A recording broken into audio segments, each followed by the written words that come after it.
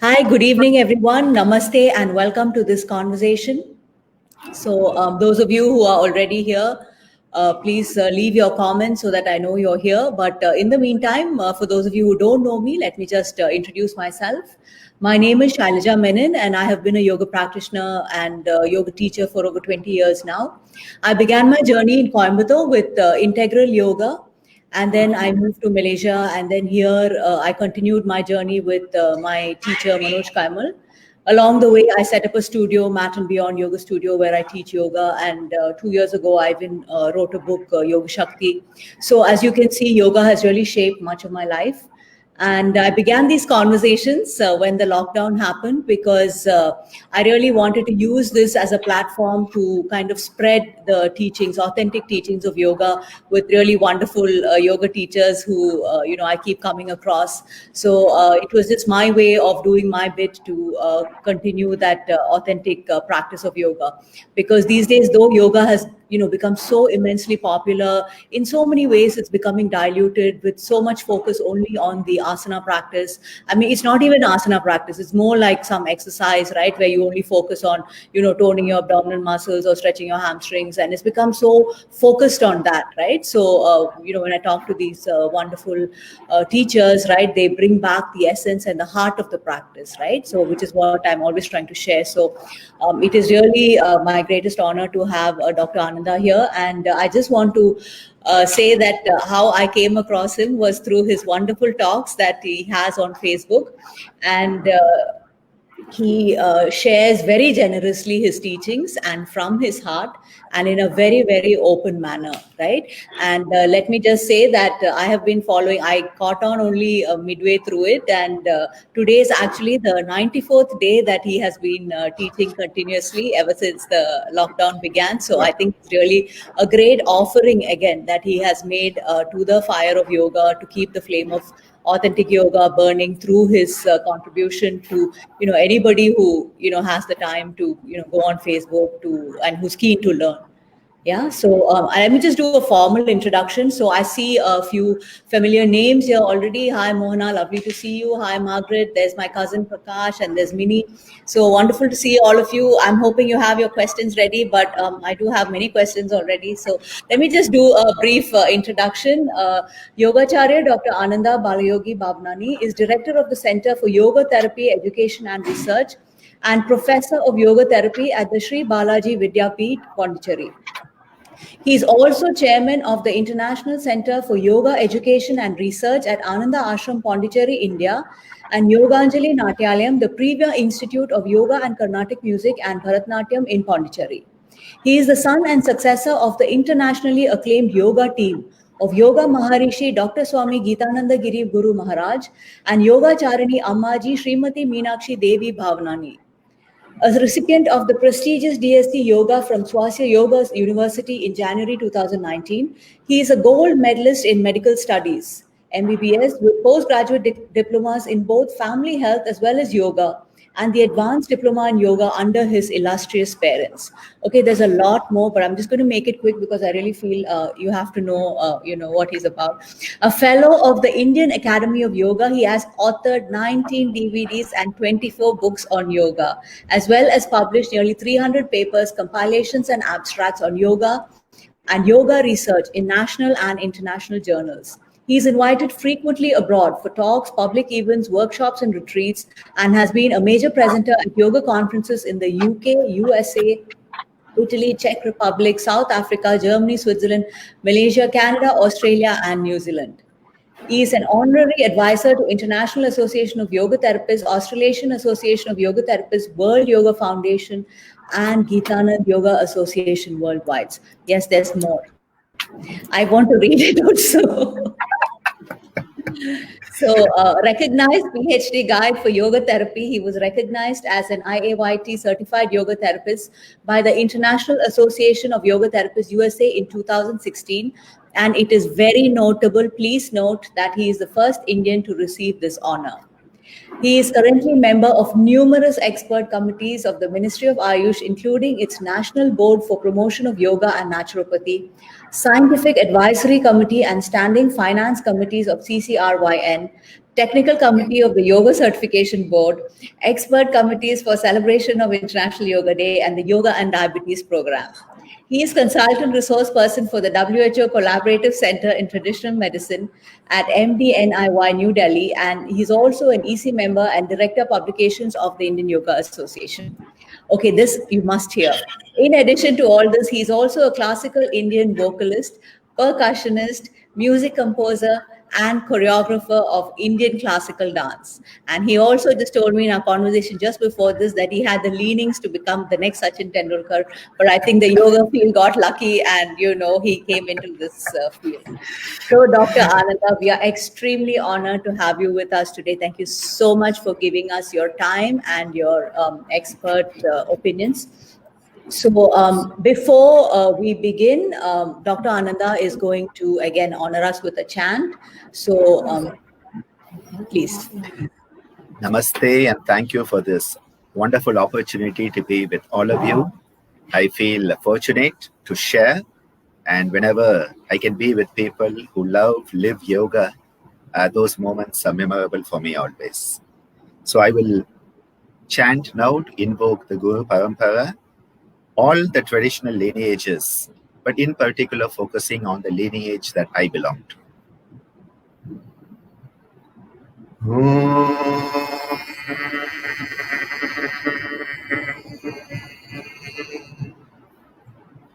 Tat Paramparyaya Vidmahe Jnanalingeshwaraya Dhimahi Tanno Guru Prachodayate Om Yoga Maharishi Dr. Swami Gita Ananda Giri Guru Maharaj Ki Jai.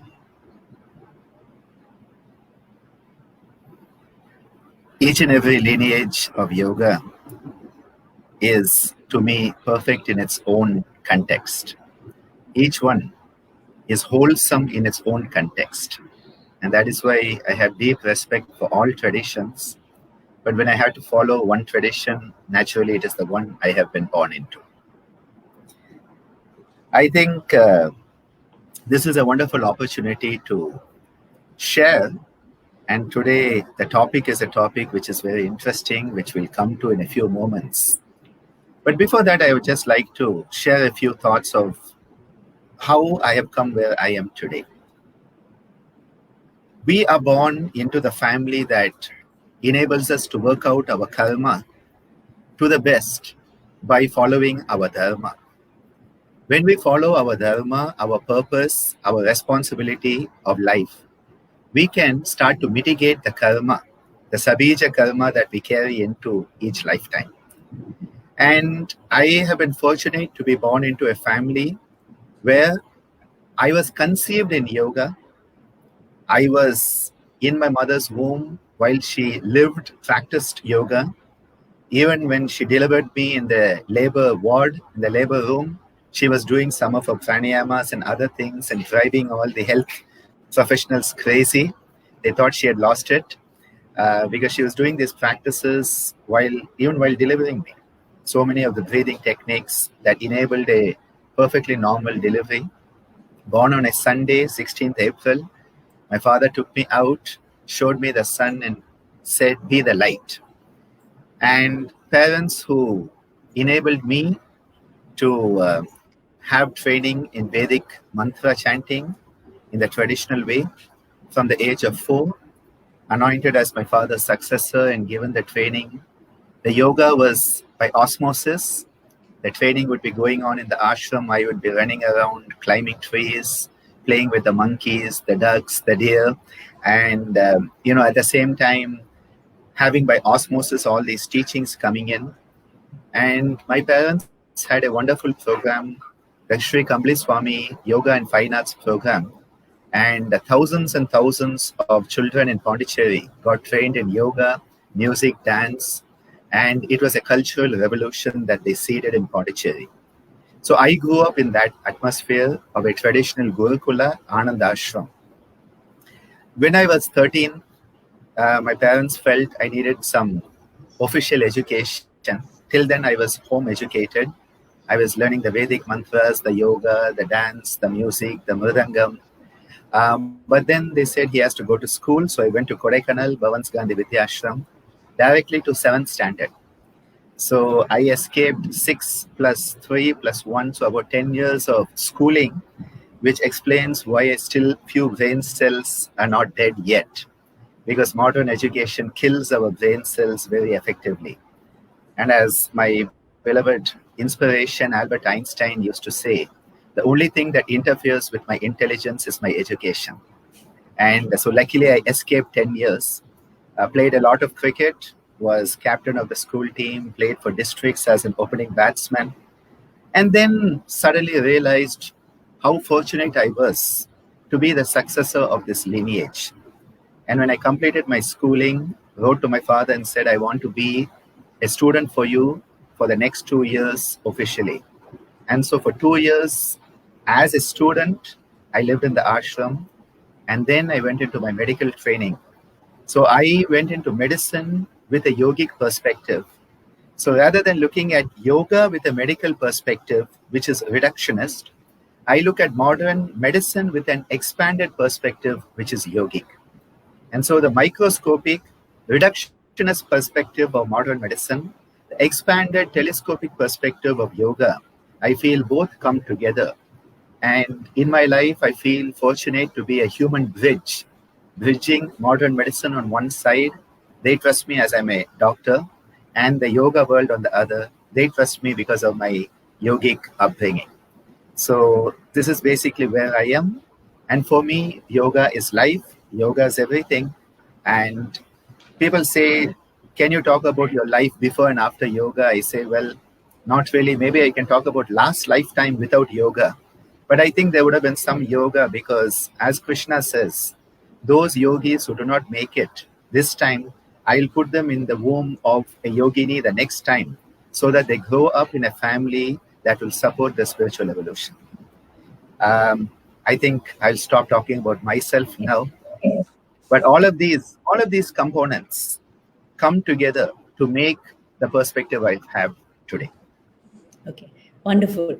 I was also really wanting to know about, what your upbringing and what your, growing up was like, being the child of such eminent yogis. So it was wonderful to hear all that you actually didn't even go to school till grade 7.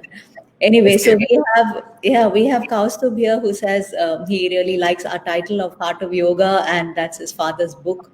So yes, let's go straight into the title of the conversation today, which is Dhyanam, the Heart of Yoga. And I think I've heard you in one of your talks of your gangster yogi style that the one thing that really bothered you was the yoga and meditation, right? Like how people coin them as separate words or separate terms.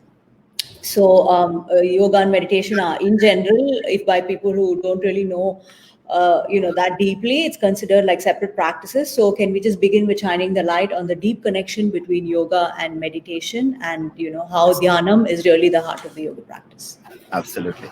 I'm so happy my dear yoga brother Kaustubh is online with us, and his father, Sri TKV Deshikacharya, he blessed me on so many occasions that I feel indeed blessed to have received such blessings. So through Kaustubh, both our families come together, and often we find my photo, Kaustubh's photo, my father's photo, his father's photo, my mother's photo, his mother's photo together.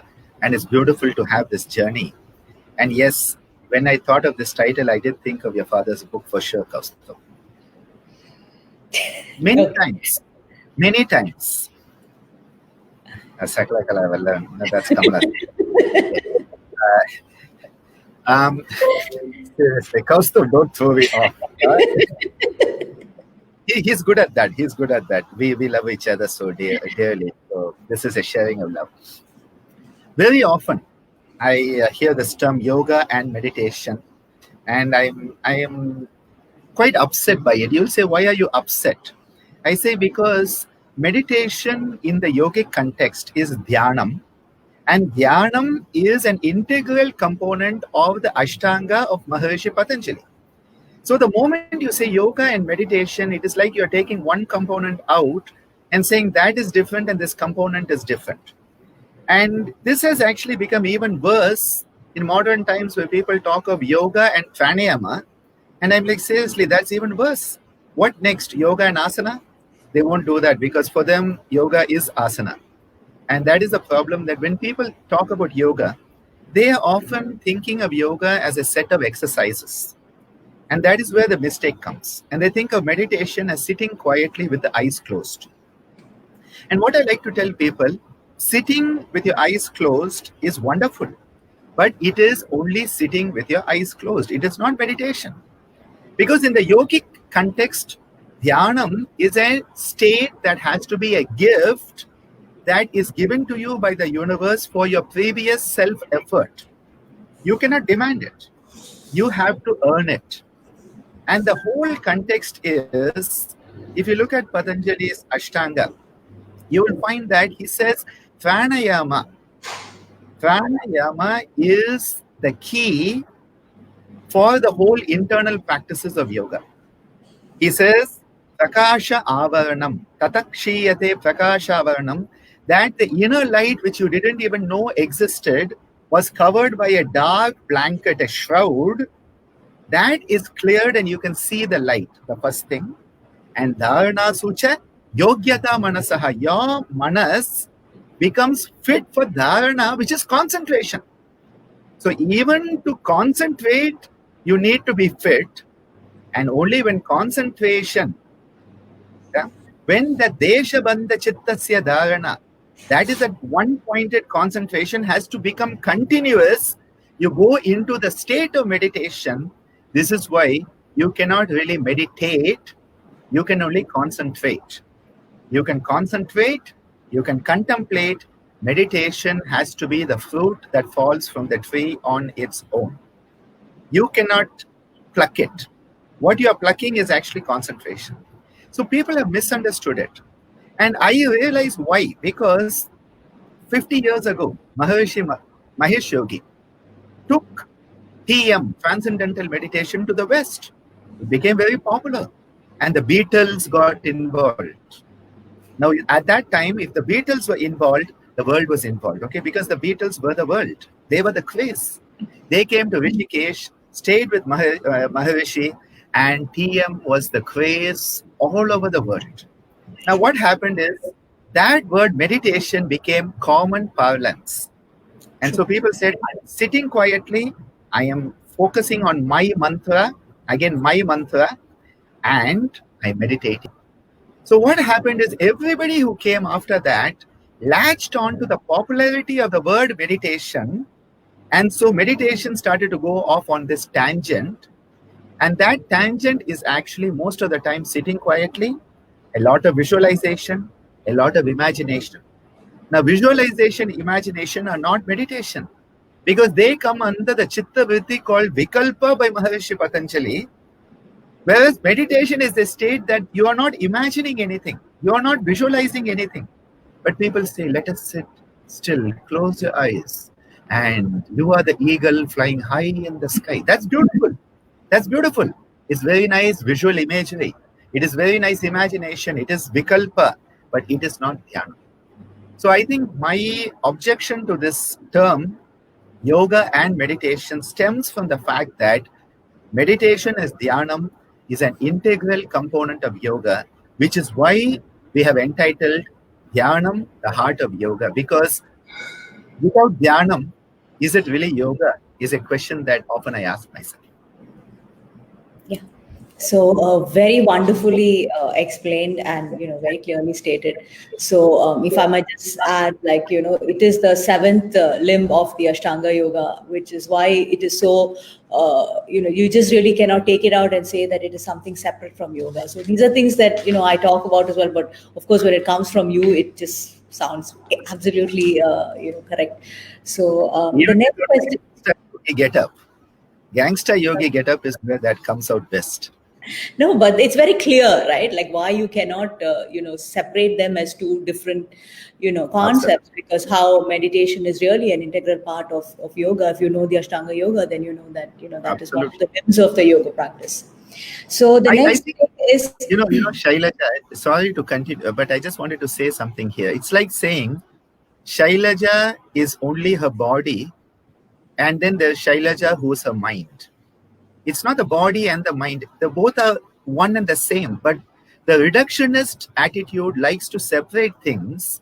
yeah, And this is the problem with modern science. We are reducing the person to the systems, to the organs. And so the nephrologist says, oh, the kidney. The kidney is part of the whole. The lungs are part of the whole. And that is why when we say yoga and meditation, it is like saying you and your kidney, you and your heart, you and your lungs. No, your lungs are part of you. So I yeah. think just this is the context that people need to understand. Yeah. That yoga is really the broad context, and everything else, all the different limbs that you talked about, pranayama, asana, pratyahara, dharana, dhyana, all of it comes under it. So also, right, I really like the way you talked so much about the necessity to focus the mind. Yeah, about how really the power of the human being lies in the ability to focus the mind. Right. So Very. can you just talk a little bit about that? See, the mind is an amazing tool. It is an instrument that we have been given, and it is our birthright. We have been given this wonderful mind. Now, the problem with the word mind is it seems like something in your head. But in Tamil, when we talk of the word manas, it is actually a heartful mind and a mindful heart. Manam. When we sing, Alaipayude Kanna, En Manam Alaipayude. That manam doesn't mean the intellectual mind. It means a heartful mind. So when I say manas, I like to say it is a mindful heart and the heartful mind. And this is an amazing tool because it is like the light that is scattered every place. And what you are doing is you are focusing it, making it a laser beam. When you focus the light and make it one pointed, that intensity of light has immense power. Scattered light doesn't have the same power. Focused light becomes a light beam, and that beam, when it becomes a laser beam, has immense power either to save a life or take a life. The same laser can be used in surgeries. Amazing surgeries we do with laser. And yet it can also be a tool of destruction. The same thing with the mind. If the mind can be brought to a focus, it is an amazing tool. But again, that focus is like that laser beam. And that is why yoga has to be based on yama niyama, because that makes sure you will not misuse that tool that now you have refined. Otherwise, we become like the Rakshasas, the Asuras of our Indian stories. Amazing concentration. These guys had the better concentration than the Devas. In fact, in music, when somebody practices with great intensity, we call it Asura Sadhana. That like an Asura, they are doing sadhana. The practice is like an Asura. The intensity is so much. But the problem was because it's not based on Yama Niyama, that intensity was misused, and hence the divine had to incarnate, reincarnate to set things right. Yada yada hi dharmasya had to occur. Now coming back to this mind is the way we can channelize energy. And we as a living being in this living universe are fundamentally an energy being. So it's all about energy. And yoga, all the yoga practices are about energy, not alignment. The alignment part is just the modern approach to it. It is about energy. When you put your body in different postures, what is the energy that you are modulating? When you breathe in different ways, what is the energy you are modulating? When you think in different ways, what is the energy you are modulating? You are taking charge of modulating the energy that is you. And the energy in us is the same energy in the whole cosmos. Whole cosmos has the same energy. The first Big Bang, where science says it all started, that is the same energy that is in you and me. And every one of these people who are here coming and making comments about me, especially Kaustubh. All of us share energy. And you know what? That energy is not just in Shailaja, Kaustubh, Balaji, Soundarajan, Meena, Devasena, myself, or anyone. That energy is also in my cat and dog and in the pigs and even in COVID-19. Coronavirus has that same energy. So the energy is every place. What is happening? You are training to focus that energy. Energy that is scattered is being brought to a focus. And you are using it in the proper manner. My father used to say yoga is the science of right useness. Using everything you have in the manner it is to be used. And that is righteousness. And what is righteousness? Dharma. So when you learn to use whatever you have, the gifts you have been given in the proper, appropriate manner, that is a type of dharana that enables your dharma to come alive. Dharana enabling dharma to come alive. And what is happening? When you focus your mind, where the mind goes, the energy flows. So when you want to channelize energy, what do you need to do? Put your mind there. Yato mana tata prana is the fundamental principle. Yato mana tata prana. Now what happens? People come to me as a doctor, as a yoga therapist, and their mind is so focused on disease. My knee is paining, my knee is paining, my knee is paining, my diabetes, my hypertension. And what is happening is that they are empowering the disease by focusing more and more on it because the mind is going towards the disease, which is why the focus has to be salitogenesis, which is wellness, which is swasthya. And that is why Professor Seduraman sir, who's at Kedah in Malaysia with all of you, he is the one who introduced the concept of salitogenesis to me. And that is what yoga is all about. So where you focus your mind, how you focus your mind, with what intent you focus your mind, all of this is important in yoga because once you focus your mind, the energy will flow there. You will empower that which you are focusing upon. You focus upon positivity, you empower the positivity. You focus on negativity, you empower the negativity. Which wolf, the good or bad wolf, is going to win? The one you feed. How do you feed it? By focusing your mind on it. Very beautifully explained, really beautifully explained. So we have, Kaustubh, so many comments happening here. I think a lot of your students and all of them are there as well. So, Mr. Balaji says both Dr. Ananda, Balayogi, Bhavanani sir and Dr. Kaustubh Desikachar sir appointed as honorary advisor of Sri University, just a information. So just sharing it with all the people listening here as well, a great honor for, both these wonderfully gifted, blessed teachers. They don't know what they have got into with both of us. So it's nice. I see an uncle from the UK that I know very well, Ignatius uncle. Very nice to see you here. So really wonderful to have all of you participating in this, and it is your interest and enthusiasm that keeps this going. So so we don't have that much time, and this is such a deep topic. So I'm just going to run. Right. So this is again a very important distinction, though we did talk about this in the first question, but really going into the difference between dharana and dhyana. Right. So in English, it is concentration and meditation. Right. Because this is a very important distinction. Like you say, most of us actually what we try to do when we focus on the breath also is really a concentration practice. Right. So we need to know the difference between what is this dharana and dhyana. And I think it's very beautifully explained also through the verse, through Patanjali Yoga Sutras in chapter 3, Tatra Pratyaya Eka Tanata Dhyanam. So could you just talk a little bit about that verse as well to really clearly understand what is meditation? Yeah. Actually, there are two aspects here. One is the aspect of doing, and the second is the aspect of being. The doing part is the concentration part. The being part is the meditation part. So what we can do is concentrate, and then what be, that being has to manifest, that is the meditation. So there cannot be meditation without concentration, but there can be concentration without meditation. And most of the time people are concentrating thinking they're meditating. But as Patanjali says, it has to be uninterrupted flow. It is called Thailadhara. Just as if you have a lamp and you have oil in the wick, the way the oil moves through that wick and the light is continued.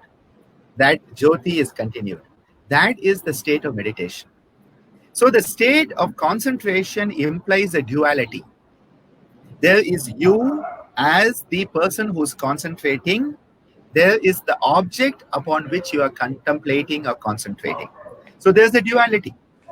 But as you continue this focus of the mind, the focus of the mind starts to become uninterrupted, and now you and the object have become one.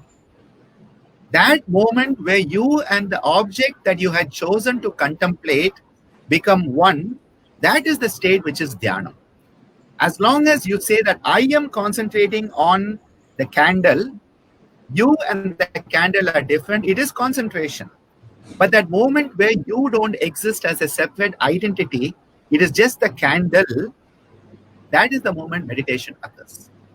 And my mother, Ammaji, who's one of the wisest women I know, and I know a lot of women, she made a beautiful statement. She said, nobody is perfect. We all know this. Nobody is perfect. In meditation, we become nobody, and hence in meditation, we become perfect. And I think it's just such a beautiful concept that we want to be somebody. As long as we are somebody, there is concentration, there is duality, there's dichotomy. But the moment we have let go of the dichotomy and we have become one with the object we have chosen to contemplate, the state of Dhyanam occurs. And that is why when you look at that lamp and the oil flowing through that wick, the lamp is the clay lamp, is the tamasika guna. The oil moving through the wick is the rajasika guna. And that light, the jyoti, is the sattvika guna. And we start to realize that these concepts come together.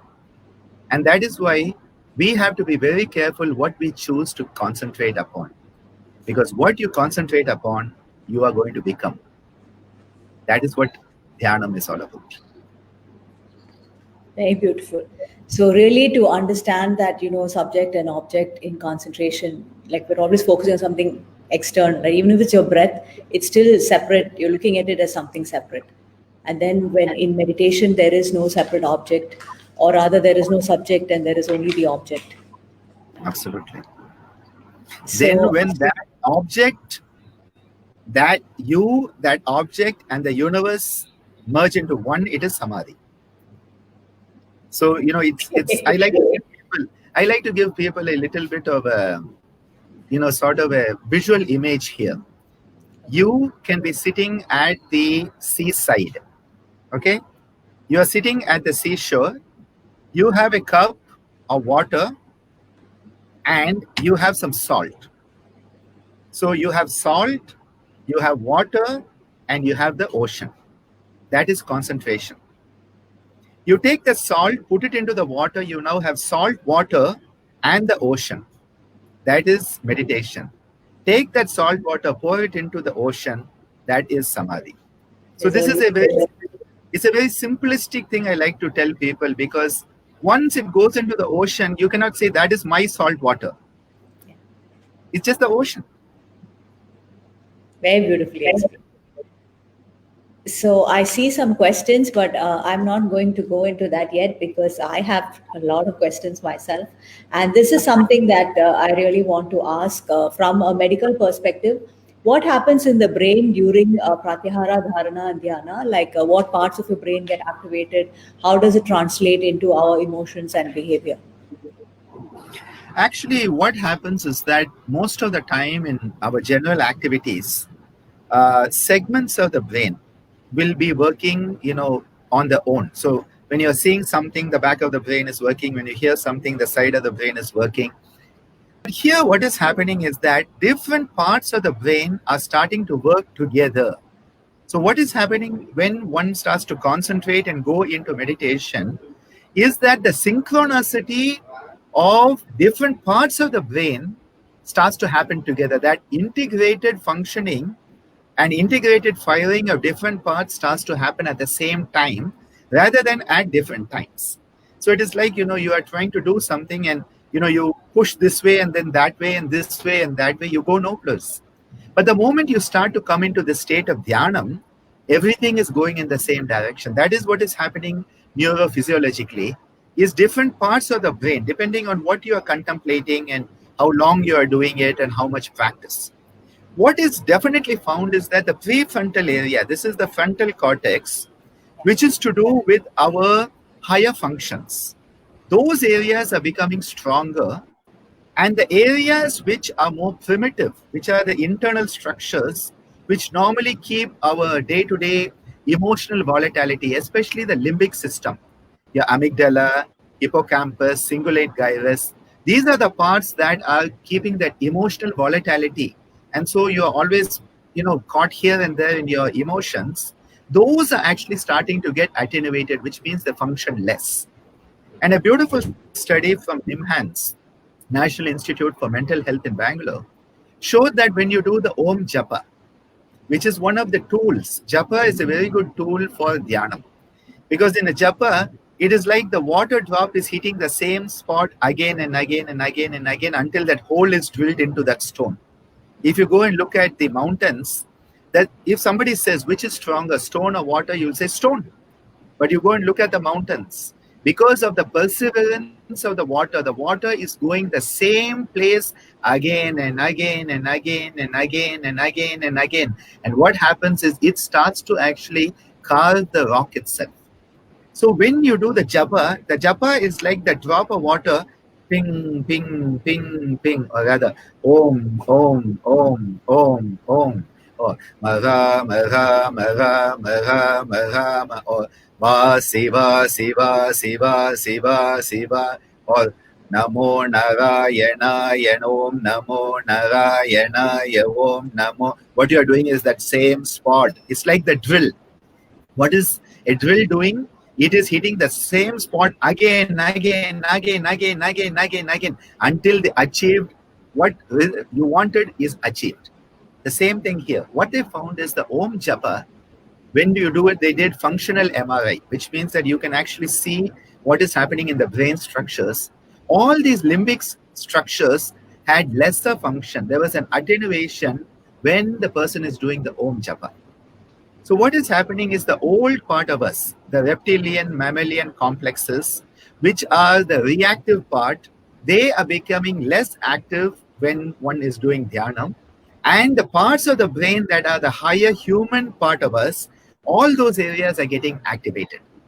So this is much better than saying, this is the part and that is the anterior fornicate gyrus. And people are like, what is that? So what I say, the old part of us is getting reduced. The human part of us is starting to get enhanced. That is what is happening.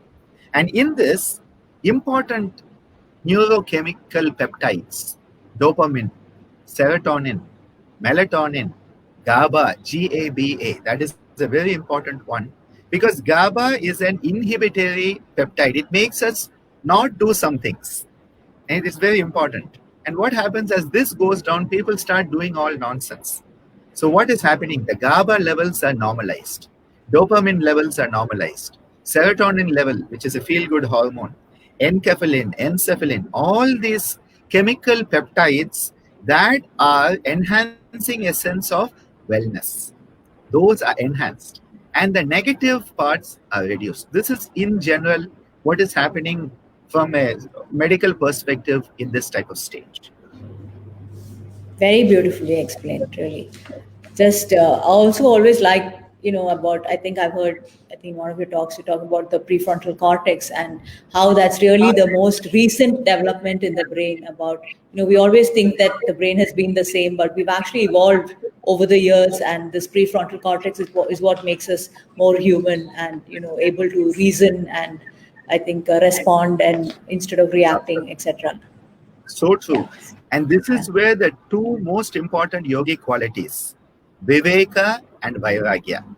Viveka is discernment, and Vairagya is metacognition or non-attachment.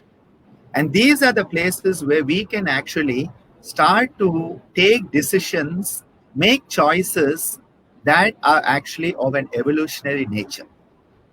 So this is just such an important part. That is where most of the meditative practices focus here. Yeah. So that's what I really wanted to bring out, because people need to know how it affects their lives. Because okay, everybody says do meditate, meditate, but how does it really, which parts of the brain does it affect, right? How does it affect our everyday behavior, right? How does it help our lives? So it's really important to know all these things that you were talking about. And the next question is also something about benefits of meditation in terms of physical and emotional health. I mean, I think emotional health you covered it in terms of Yes. serotonin, dopamine, all those neurotransmitters helping you to keep your mind in a good space.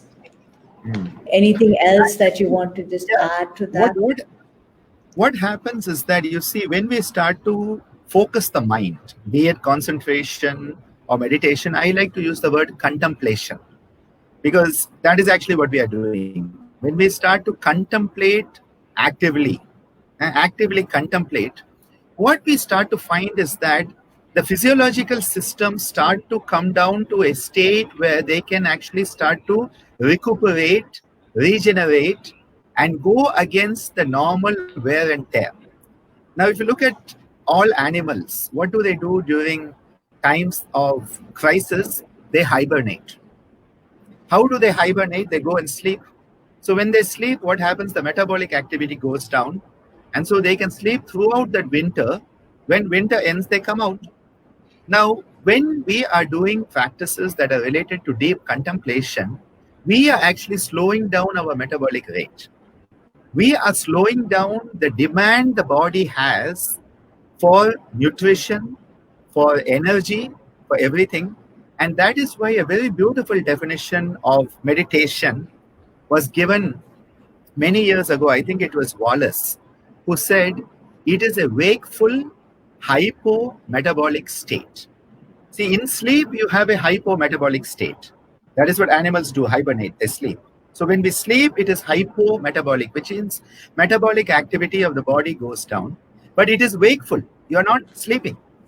So you are awake, you are alert, and yet the demands on your system are lower.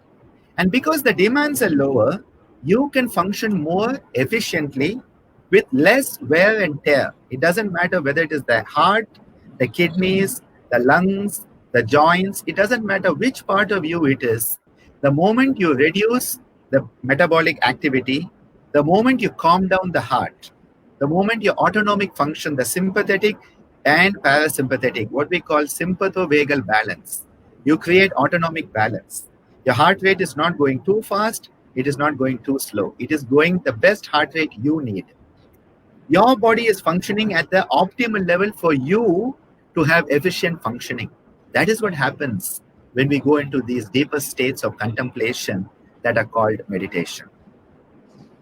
Very beautifully explained. So I'm going to take this question from Kaustubhya. I think he just wants to bug you a bit. Anyway, so he says, he has a question for the dear doctor. And if mind is really in the heart, then why so much focus on the brain? Mind is not only in the heart. I said heartful mind, mindful heart. For me, that is why Patanjali's statement, Hridaye Chitta Samvit. To understand consciousness, you go through the heart. But the brain is only the receptor. It's like the radio transmitter that catches the radio signal. So the mind is not in the brain. The brain is only the receiver for it. And the brain and the heart. In fact, I think one of the best parts of yoga is we do a lot of postures where the head is below the heart. Now, normally in day-to-day life, the head is always above the heart. But in many yoga practices, the head goes below the heart. Classically, the Viparita Karini is the classical example. And it is said the sun goes up and the moon comes down. Because this is the sun brain, the solar brain. Ha, ha, ha, ha, ha. And this is the lunar brain, the moon. But at the same time, we cannot disconnect it. And how are they connected? The heart and the brain, how are they connected? The brain is the nervous system. It is the autonomic nervous system. And when I talked about this slowing down and the autonomic balance, in the heart, we have done a lot of studies. And what happens is you have something called heart rate variability, which means your heart shouldn't be going the same. It shouldn't just go love dub, love dub, love dub, love dub. If it's doing the same, it is not a healthy heart. As you breathe in, love dub, love dub, love dub, love dub. And as you breathe out, love dub, love dub, love dub. Then you breathe in, love dub, love dub, love dub, love dub. You breathe out, love dub, love dub, love dub. It's only love dub. It's not love you, but it's love dub. And that's a problem with studying medicine. All the romanticism goes out, and you, instead of saying love you tell your girlfriend love dub, because those are the first and second heart sounds. But what happens is that this heart rate should vary according to your breathing. That is normal. As you breathe in, it goes faster. As you breathe out, it goes slower. But what is happening, most people, it doesn't happen that way. So when you start to come into these deeper contemplative states, what you are doing is that you are slowing down the heart. You are enhancing the connection between the nervous system and the heart. And both the heart and the brain, they are starting to come together. You are yoking the heart and the brain, and Hridaya Chitta Samvit is coming true, even from a medical perspective, that they come together one and the same. Now again, the word heart, for me, is not just the physical heart. When I use the word Hridaya, I often think of the hypothalamus in the brain. Because the hypothalamus to me is the heart of our existence. Heart means the center. Heart means what is the heart of the matter? What is the core of the matter? And the core of our physiological existence is the hypothalamus.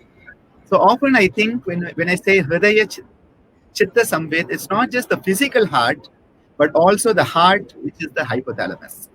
And when we start to look at it in multiple dimensions, we realize that these teachings are universal teachings. Very beautifully explained. So I'm just going to move over quickly. I have a good friend here, Chandran, who says, how do we achieve a balance between heart and the intellect? So we have to stop thinking that either the heart is correct or the head is correct. We have got into the dichotomous process of thinking that my heart says something, my head says something. We have to start to bring the heart and the head together. And what that means is you have to have metacognition, which is vairagya, about your emotional responses. Why am I angry? Now we get angry and we say, I am angry. Why are you angry? Because of her, because of him. No, they are just the trigger. Why are you angry? The anger is within you. They are the trigger that is bringing that emotional volatility out. So when we have viveka and vairagya, that is why when we start to use this part of our brain and our consciousness, the chitta akasha, which is out here, what happens is we start to actually understand our feelings in a more rational, objective manner. That is called metacognition, where you are experiencing your feelings as if they are somebody else's. And then you don't get locked in them. You can actually see which of those feelings is appropriate and needs to be acted upon, which of them is inappropriate and needs to be thrown into the trash. Some have to go into recycle bin, some have to go into a folder. And the discerning intellect is where that can occur. So I think what happens is that the more we start to become a conscious human being, a mindful human being, we start to know what needs to go into recycle bin, what needs to go into your inbox, what is trash, what is inbox material. And then you start to actually deal with life in a much more mindful, conscious manner. Okay, I hope that answers you, Chandran. So we're just going into how does one get started? Like suppose one has no prior knowledge of yoga. So what are some steps that they can take in their everyday life to, like get into that whole path of meditation, concentration? What I would say is that we need to do the first things first. And the first thing is we need to understand our body better. Because people think that meditation is a shortcut and they say, I don't have time for yoga. Can I do meditation? I'm like, meditation takes more time. Okay, so it's not oh, I don't have time, I can do meditate. This is the first thing. Second thing is they think that asanas, again, yoga as asanas are difficult. My body is not flexible, so I can meditate. I'm like, if your body is not flexible, how can your mind be flexible? So I think what is very important is to realize that a basic amount of body work, mindful body work needs to be there. It doesn't have to be complicated asanas. There are thousands of simple asanas. People immediately think headstand. No, there are so many simple asanas you can do to know your body better. There are so many simple breathing practices to know your breath and your emotions better. And as you know your body better, as you know your breath better, as you understand your emotions better, you will start to understand your mind better. And then you can start to focus. But if your body, you don't know your body, you think you're going to concentrate, you're not going to be concentrating. Going to be concentrating, my knee is paining. If your breathing is not, your friend, you're not going to be able to focus on it. So I think it is a prerequisite. A prerequisite is to do some mindful body work, some mindful breath work, and then start to work on the mental focusing work. Because trying to focus the mind without working on the body and the breath is going to be very difficult. Yeah. I always say, even when people first come into yoga class, maybe it's their first time even into a yoga class, yeah, they'll all be very accomplished people in their own fields, like lecturers, engineers, whatever. But, if you say left leg, right leg, everything's like a jumble because that mind-body connection is not there. But then slowly you realize, it becomes so much more easier. It becomes so much more connected and you can work, you have such a deeper connection with your body. So I always say it's like relationship building, right? Relationship with your body, relationship with your breath, relationship with your mind. In fact, my father used to say he had a definition of yoga that was fourfold awareness. Fourfold. He said yoga is awareness of the body, awareness of the emotions, awareness of the mind, and then awareness of awareness itself, which is like a superlative conscious state. Yeah. And my mother added to it saying the first prerequisite is to be aware of how unaware we are in the first place. And people are so unaware. I have been at medical conferences, you say shake the right hand and they're shaking the left hand. And I'm like, what do you do in surgeries? Huh? If you have to operate on the right and left and you are confused about right and left. So I think it is, people have lost the connection to their own body, breath, mind, and emotions. Yeah. So it is very essential that relationship building, I love that word you gave, relationship building between you and your own body. You know your body better, you know your breath better, and then you can start to know your mind better, because the mind is more abstract, the body is much more concrete, the breath is like the breath, tangible to intangible, known to unknown. That is how the learning process occurs. So, so many questions coming. So this is again my cousin from Singapore. How do you explain passion that can help people reach great heights, which is not exactly a controlled emotion? Again, what is that great height? Is it an external height or an internal height? Now, many people reach great heights, but internally there's no control at all. And I think this is why the spiritual practices are not necessarily going to always result in an external high. And an external high may not mean the person has a spiritual elevation. So I think there's often a dichotomy there. Passion is very good. In fact, as a free birth path for me, I'm very passionate, and passion is part of my life. But what I realize is that it has to be directed in the correct direction. That power of passion is like a wild bull. That bull has to be channelized in the proper direction, otherwise can be self-destructive. And many people, the same passion that takes them to great height. You look at the pop music scene, you look at the celebrity scene, all of them reach this height through that passion, and then self-destruct button gets pressed. The reason the self-destruct is they have never realized themselves. It's been push. And that is why yoga says abhyasa and vairagya. Abhyasa is the self-effort. There's a lot of passion. I'm going to do. And vairagya is let go. So you need both the accelerator and the brake, and the interplay between the accelerator and the brake takes you on a safe journey. Too much of accelerator, you have an accident. Too much of brake, you go no place. So you need that balance. It's not type A or type B personality. You want to be a balanced personality. Very true, this beautiful interplay between Abhyasa and Vairagya. So we're really running out of time, so I really need to get these questions done.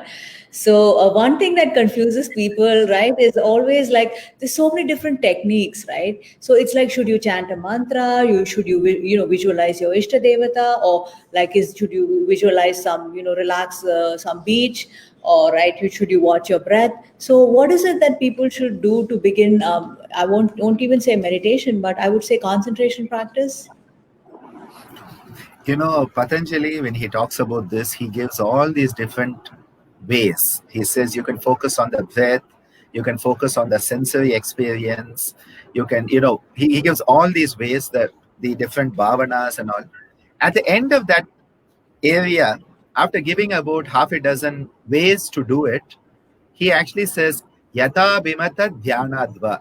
He said, anything that is appealing to you, at least think about that, for God's sake. And we chant it as Yata bimata dhyanadva. And I say it's not really like that. Patanjali got tired of his students. He said, do this, they did not do it. He said, do that, they did not do it. So at the end he says, Yata bimata dhyanadva. It was out of he just got so tired. We all of us teachers have that. You have tried everything so that you're like, for God's sake, just do something. Just do something. Do something, anything you like. And okay. I often think of that verse, Yata bimata dhyanadva. And at our institution, when we are working with young children, I often have my sister-in-law, Lalita Shanmugam, Devasina's sister, working with the small kids, and she says, sit quietly with your eyes closed.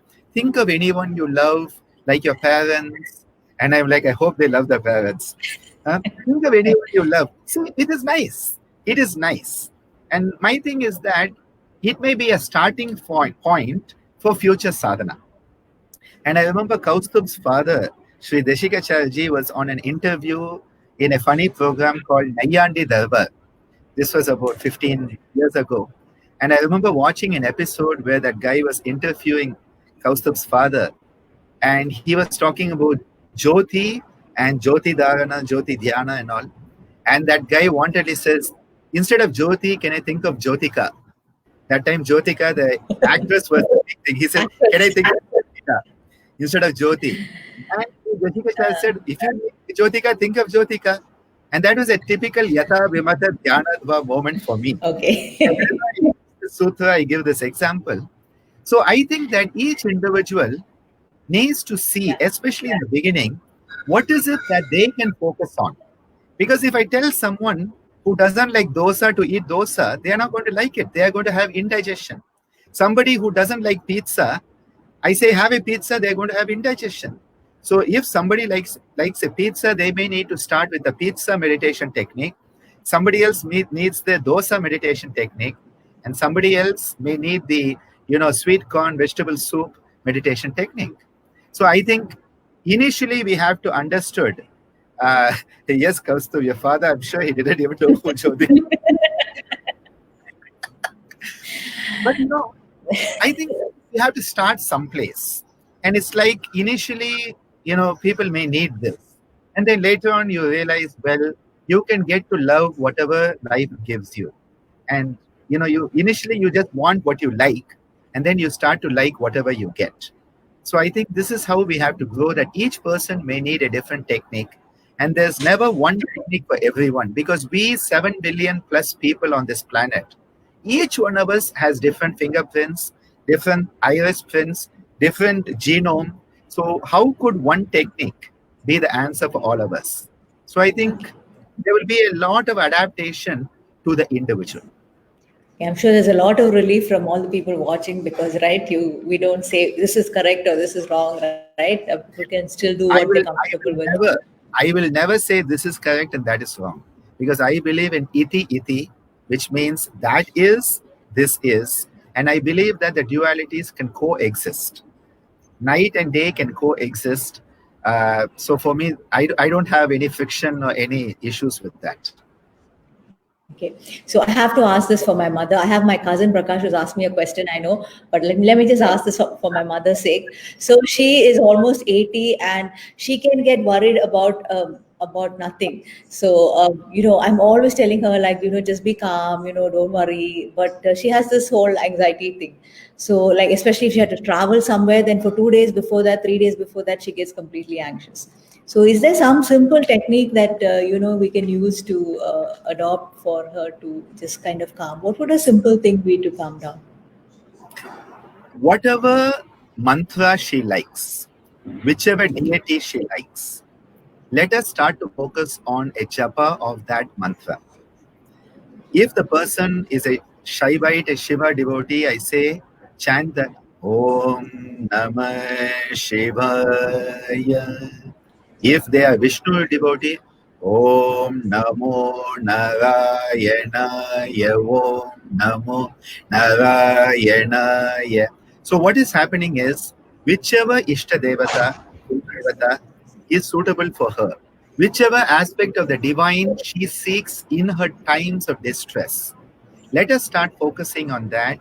A repeated mantra japa, and the mantra japa should be as extended as possible. It's not just Om Namah Shivaya, Om Namah Shivaya, but it should be Om Namah Shivaya. That exhalation should be prolonged. Trachardana Vidaranabhyam Pranasya, Patanjali tells us, when you start to focus on that exhalation and you prolong it with the power of mantra, automatically the mind is going to become tranquil.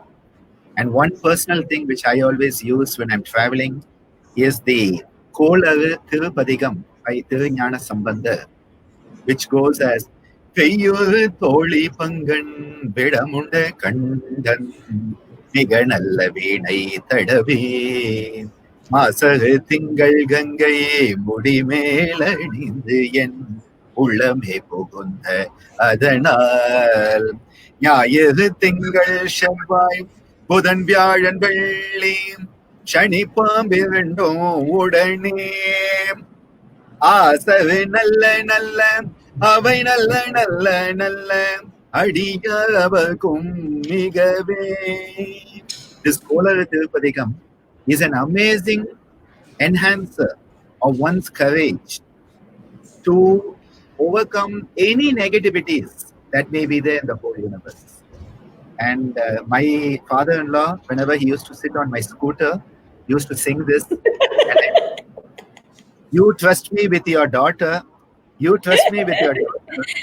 Thank you, trust my skills as a scooter driver. And from I learned it. So whenever I go on any of my trips, this is the first thing I sing as I get into the car on any of my tours. And it settles myself totally. And the second one is Sukhakarta, Dukhakarta, which is for Lord Ganesha. And the moment I hear those two, that travel, I don't have to worry about it anymore. Okay. So thank you so much. My mother will listen to every word of this conversation. So she'll be very happy to hear all this from you. And I have to get my cousin Prakash's question as well. Through Hridaya Dhyanam, how can one amplify the human nature to noble nature? See, the heart is the place where we have two things happening through the hands. Our hands are an extension of the heart. And that is why whenever we talk of doing anything, it is through the hands. And that is why we push things away with the hands and we bring things towards us with the hands. Both attraction and repulsion, the hands play an important role as an extension of the heart. And this is why when we do these practices where we open the hands up and then we bring them back, practices where you open the heart, you bring it back. These are beautiful practices to enhance this prana shakti in the hridaya. It is said that there is a guru hridaya manas, a guru within the heart. And that is the center of the heart, physiology. Now coming to this, we have the choice either to be a grabber or to be a giver. Both are the hands. And when we are born, the newborn baby is always, they check the reflexes whether the grasping reflex occurs. The hand is like this, they put the finger, whether you grasp. And we are always like, give me, give me, give me, give me, give me, give me. And what we are doing, we are always grabbing. This grabbing, the negativity of the heart. When we start to give, we open up the hands. You cannot give like this. You have to give by opening up the hands. So as you give, you open the heart center, and the empathy, the compassion starts to grow. That is why Abbayar, Tamil Mudati Abbayar, the great Tamil poetess, she says, "Aridu aridu maanidarai pirathal aridu." To be born human is very, very rare. And the most rare is the human being capable of dhanamum tavam seidal aridu, who can give dhanam. The one who is capable of sharing is the highest human being, and the one who has discipline. A disciplined human being who is capable of sharing. So I think one of the greatest ways we can enhance this is by realizing we come with nothing, we go with nothing materially. So whatever we have been blessed with materially can we share with others who are less fortunate than us. That is why seva, which comes from the attitude of gratitude. And that is why for me, gratitude is the highest attitude. Because when you are grateful to life, you realize how fortunate you are. You share with others. And the more you share, the more you care. And that is why my catchphrase during COVID-19 is sharing is caring. Very beautifully said about how the hands are the extension of the heart. And when we open our hands, literally, we are opening our hearts to give as well. So I hope that answered your question. And there's one more question here from Ayush Pandey. What's the difference between meditation and yoga nidra practice? Yes, Yoga Nidra is a very deep state of Dhyanam, which has the specific purpose of connecting us to the universe. And the benefit that we get in the state called Shushupti. Sleep has different states. You have the ordinary Nidra, you have the Swapna, where you see your Swapna Sundaris, Swapna, then Shushupti, which is that deeper state. And that Shushupti is where you connect with the universe. So every time you sleep, unconsciously you are experiencing Shushupti. The yoga rishis, they said, why do I need to unconsciously experience? I want to consciously, mindfully experience that Shushupti, and they created Yoga Nidra. Now, Yoga Nidra is a means to attain and experience Shushupti without going into Nidra. So without Nidra, you're having Shushupti. That is why it is called Yoga Nidra. And you connect with the cosmos. What is the cosmos? Ananta, infinite. Who lies down on Ananta? Narayana, Mahavishnu. What is Mahavishnu? The energy of conservation, preservation, maintenance. So when you want to understand the world in which you live, you need to have that exalted vision that comes in Shushupti. By Yoga Nidra, you attain that. Yoga Nidra is not just another relaxation technique. People have marketed any relaxation technique as Yoga Nidra, just as yoga and meditation. Yoga Nidra is a very specialized technique to enable you to experience the state of Shushupti while still being in Jagrat. That is the meaning of Yoga Nidra. So the difference between meditation and yoga nidra would be? In meditation, you are just trying to become one with the cosmos. But in Yoga Nidra, you are trying to be one with the cosmos and retain it as a state of Jagrat. You still have a identity that you are experiencing it. In Yoga Nidra, you are experiencing it. But in meditation, there's no you anymore. So there's a very subtle difference, which is why Yoga Nidra can be carried over into day-to-day life very, very well. The experience of Dhyanam becomes a bit difficult to carry into day-to-day life because you may not recollect what was happening. In Yoga Nidra, there's a lot of Jagrat, which means wakefulness. So you will describe the experience. In Yoga Nidra, you can describe the experience. In Dhyanam, you may not find words to describe that experience. Okay. So we really have to wind up. Dr. Ananda has another session in a very short time.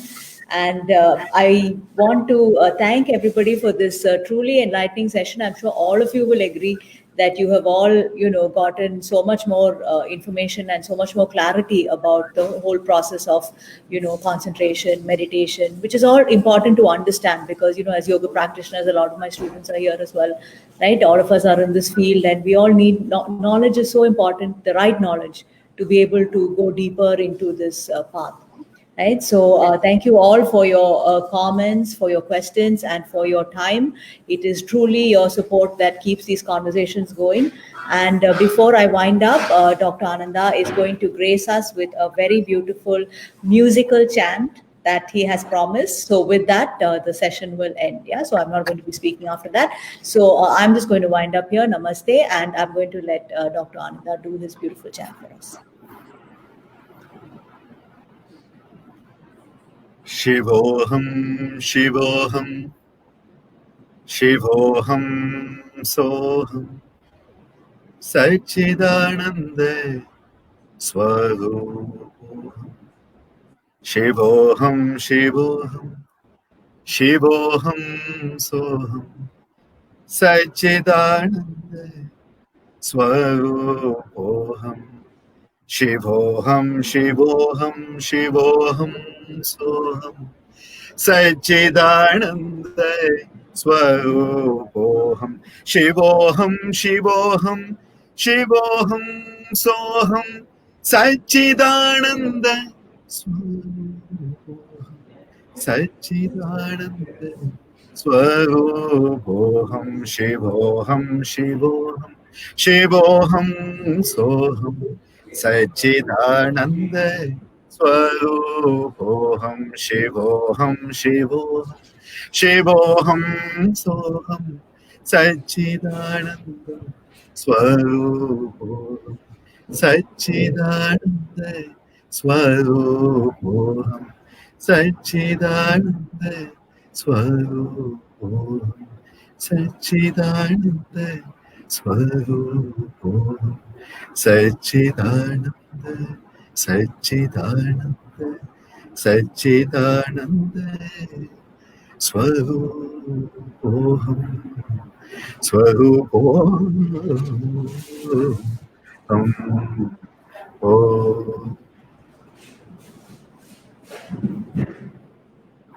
Namaste. Thank you so much. That was so very beautiful. And I said I wasn't going to speak again, but just want to thank so many people, so many of your students, especially are here as well. I think Mr. Ramnathan is here, and Mr. Balaji was constantly giving comments, and then Mr. Soundararajan sir was also here. So I mean, really, thank you all of you for coming here, encouraging us. I mean, of course, I cannot help Kaustubh. I must add that it was really Kaustubh who encouraged me to get started on this as well. So really thank you all of you for having been here, for being part of this. You truly made this evening very special. Thank you all. Thank you. And thank you, Thank you, Dr. Ananda, of course. Such a pleasure to be here. May we all grow and glow in yoga. Namaste.